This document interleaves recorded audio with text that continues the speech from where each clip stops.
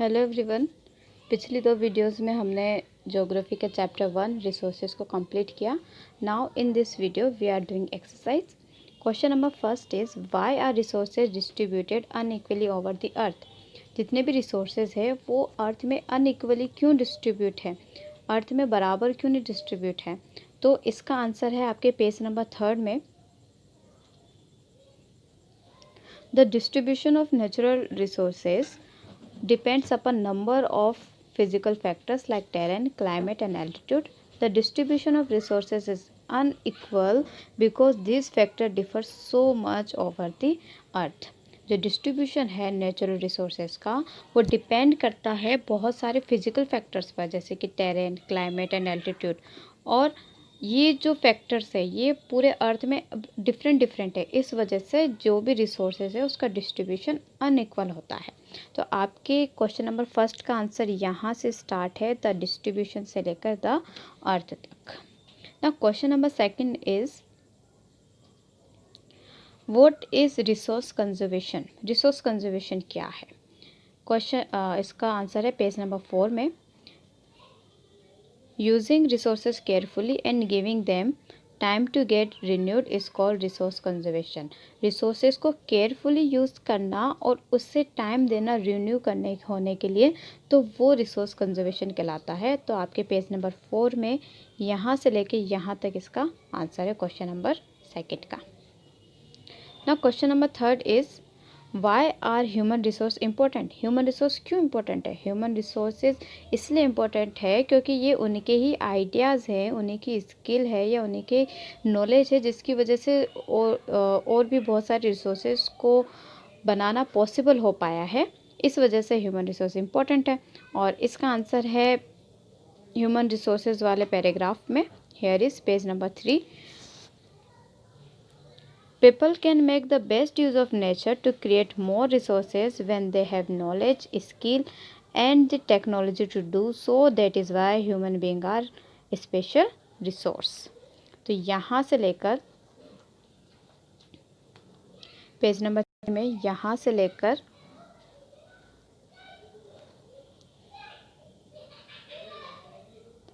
यहाँ तक आपका आंसर है क्वेश्चन नंबर 3 का।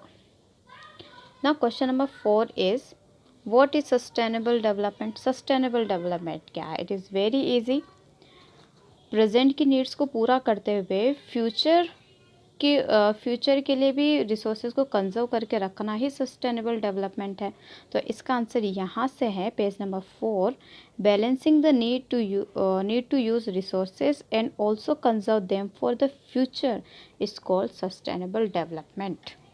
ओके, आज की प्रेजेंट की ज़रूरतों को पूरा करते हुए रिसोर्सेज को फ्यूचर के लिए भी कंजर्व करके रखना ही सस्टेनेबल डेवलपमेंट है। ये आपके क्वेश्चन नंबर 4 का आंसर है। Now second, tick the correct answer. These are very easy. Question number first, which one of the following does not make substance a resource. इनमें से क्या किसी भी सब्सटेंस या ऑब्जेक्ट को रिसोर्स नहीं बनाती है? Option A utility, option B value, option C quantity. तो हमने पढ़ा था कोई भी सब्सटेंस या ऑब्जेक्ट रिसोर्स जब बनता है जब उसकी कोई यूटिलिटी होती है, या हम किसी सब्सटेंस या ऑब्जेक्ट को यूज़ करते हैं तभी तो कोई सब्सटेंस रिसोर्स बनता है। और अगर कोई सब्सटेंस को हम यूज़ कर रहे हैं तो अपने आप में उसकी वैल्यू हो जाती है।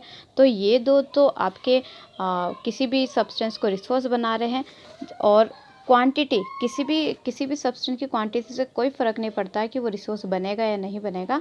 तो क्वेश्चन नंबर जो फर्स्ट है कि कौन सा सब्सटेंस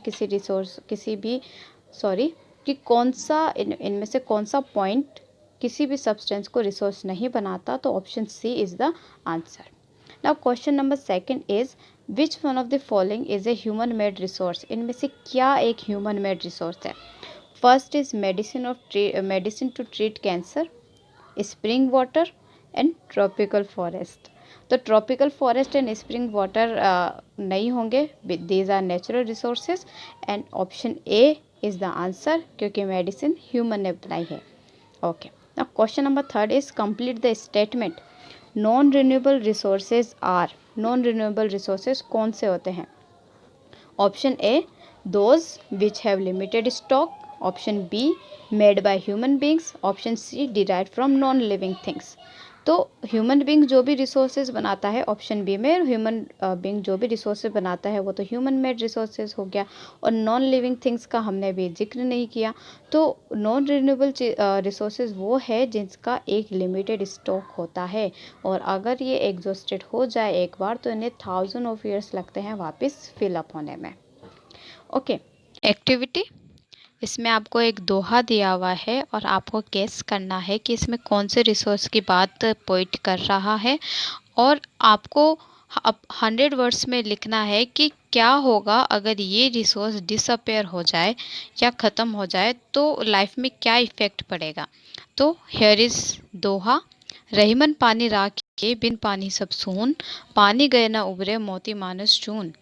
तो यहाँ पे रहीम, अब्दुल रहीम खान खाना, जो कि अकबर के कोर्ट के 9 जेम्स में से एक थे, वो कहते हैं कि कीप वाटर, वाटर रखिए, as without water there is nothing, बिना वाटर के कुछ भी नहीं है, और विदाउट वाटर पर्ल, मोती, swan and doe can not exist.